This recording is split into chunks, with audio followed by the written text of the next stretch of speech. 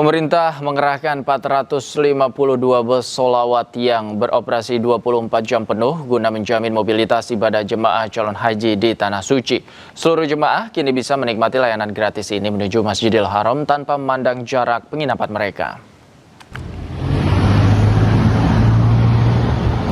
Transportasi Haji Indonesia kini memasuki fase operasional penuh di 5 wilayah Kota Makkah. Meskipun aturan Arab Saudi menetapkan layanan hanya bagi jemaah yang berjarak lebih dari 2 km, pemerintah Indonesia memastikan seluruh jemaah terlayani tanpa memandang jarak hotel menuju Masjidil Haram. Total 452 armada bus kota berusia muda disiagakan untuk melayani 21 rute aktif. Jemaah diimbau untuk berangkat lebih awal agar dapat beribadah dengan tenang dan terhindar dari antrian panjang di terminal. Pemerintah Indonesia memberikan kebijakan seluruh akomodasi di Kota Suci Makkah Al-Mukarramah ini diberikan layanan transportasi walaupun punya jarak kurang dari 2000 meter. Dan pemirsa, untuk mengetahui informasi selengkapnya kami telah terhubung dengan jurnalis iNews Ety Juwitasari di Madinah, Arab Saudi. Assalamualaikum, selamat sore waktu Jakarta. Ety, seperti apa situasi saat ini di sana dan benarkah bus sholawat ini sangat membantu aktivitas para calon jemaah di sana? Waalaikumsalam warahmatullahi wabarakatuh. Betul sekali Davi, memang pelayanan bus sholawat ini disiapkan khusus untuk jemaah haji agar dapat melaksanakan sholat 5 waktu di sekitaran Masjid Nabawi maupun Masjidil Haram. Terkait dengan kedatangan per hari ini, kedatangan jemaah haji hingga hari ke-6 sudah ada sebanyak 92 kloter jemaah haji Indonesia tiba di Bandara Amir Muhammad bin Abdul Aziz, Madinah, Arab Saudi. Sebanyak 37.000 jemaah saat ini sudah menempati hotel-hotel di sekitaran kawasan Masjid Nabawi. Dan hari ini sendiri itu dijadwalkan akan kedatangan sebanyak 18 kloter dengan jumlah jemaah yaitu 7.104 jemaah. Dan seperti kita tahu Davi dan juga pemirsa, di musim haji tahun ini, yaitu di tahun 2026, kondisi kesehatan para jemaah haji itu 80% dikategorikan termasuk dalam riski atau beresiko tinggi. Oleh karena itu pelayanan kesehatan di sini terus ditingkatkan, terus dimaksimalkan dengan cara berjenjang. Jadi kalau misalnya sakit di sini Davi dan juga pemirsa, jemaah haji akan ditangani oleh petugas kesehatan yang ada di kloter. Karena di setiap kloter itu akan disiapkan 1 dokter dan 1 perawat. Dan akan dilihat, dianalisa jikalau triase menunjukkan warna kuning, bahwa itu artinya jemaah haji tersebut harus dirujuk ke KKHI. Namun jikalau triase itu menunjukkan warna kuning menuju warna merah, maka jemaah haji tersebut harus dirujuk ke RSAS. Baik. Oleh karena itu diimbau sekali bagi para jemaah haji. Baik, terima kasih Ety Juwitasari melaporkan langsung dari Madinah, Arab Saudi. Selamat sore, selamat bertugas kembali. Ety, sehat selalu. Assalamualaikum. Warga Iran mulai bergeliat terlihat dari pasar-pasar tradisional setempat yang mulai ramai. Aktivitas warga sudah mulai terlihat normal seiring berlanjutnya gencatan senjata dengan Amerika, Israel dengan Iran.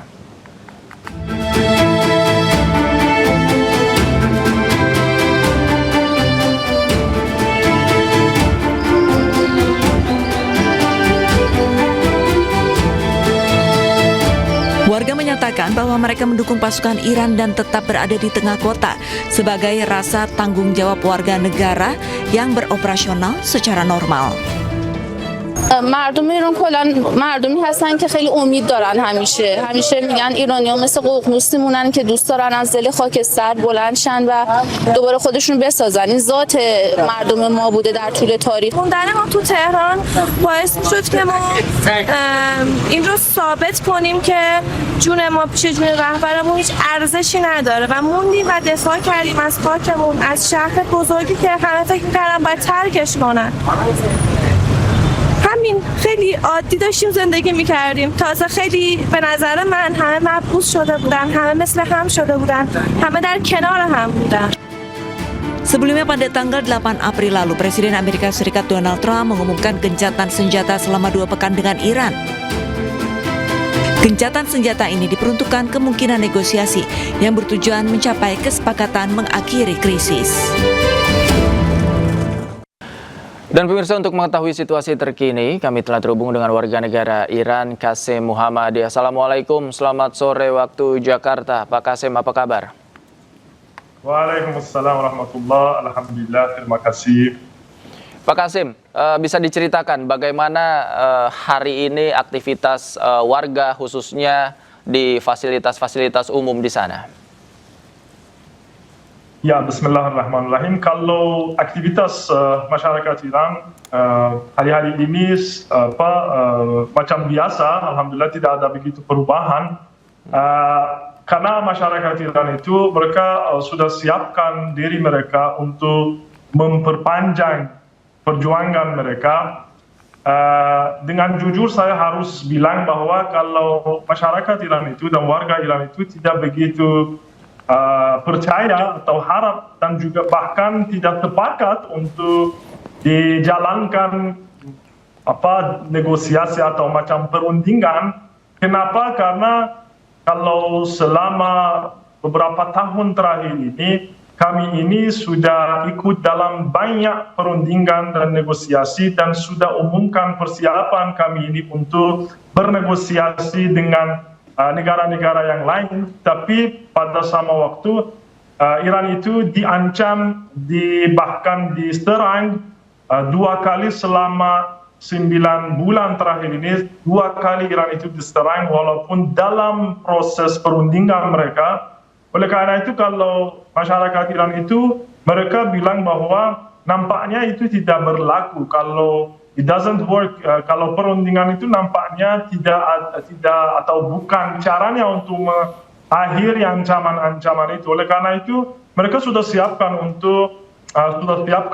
diri mereka untuk memperpanjang perjuangan mereka, dan mereka meminta kepada pihak militer ataupun pihak pemerintah bahwa kali ini harus ada strategi di mana dijamin hak-hak asasi orang Iran itu. Dan sekarang kalau saya mau jujur sama pemirsa yang terhormat, nampaknya tanda tangan siapapun atau perundingan atau kesepakatan sama siapapun nampaknya tidak menjamin hak-hak Iran itu, karena sejarahnya perundingan dan negosiasi dan kesepakatan tidak membuktikan itu. Oleh karena itu mereka bilang bahwa kami ini memerlukan satu jaminan yang nyata, yang objektif, yaitu sekarang adalah kemampuan militer Iran dari satu sisi, dan dari satu yang lainnya adalah Selat Hormuz. Ya, sekarang nampaknya Selat Hormuz itu merupakan mungkin senjata nuklirnya Iran itu, yakni lebih kuat daripada senjata nuklir ya. Oleh karena itu mereka bilang kalau tidak dipastikan hak-haknya orang Iran itu, warga Iran itu, mereka bilang kami mau memperjalankan atau melanjutkan perjuangan kami ini terhadap agresi ini. Oke. Kami juga mendapatkan informasi bahwa penerbangan internasional di beberapa bandara juga sudah mulai dibuka, kemudian juga keamanan juga saat ini untuk bandara-bandara di domestik juga sudah mulai dikendurkan begitu ya, dikurangi intensitasnya. Seperti apa pantauan Anda? Ya, kalau sejak 2 hari yang lalu itu sudah mulai penerbangan internasionalnya Iran, dan alhamdulillah pertama delegasinya Iran ke haji sudah terbang ke Arab Saudi, ke kota Madinah, dan insya Allah Iran akan ikut, delegasinya Iran itu juga akan ikut dalam ibadah hajinya pada tahun ini, dan hari ini juga dilanjutkan penerbangan ke Madinah dan ke beberapa negara lain juga sudah dimulai. Juga penerbangan domestiknya Iran itu juga sudah dimulai, dan alhamdulillah kalau keamanan sekarang nampaknya cukup bagus mengenai masalah penerbangan minimalnya, dan tapi masih Iran itu dan khususnya angkatan militernya Iran itu, mereka dengan serius mereka siap kalau ada serangan lagi, kalau ada ancaman lagi, mereka sangat siap untuk membalas.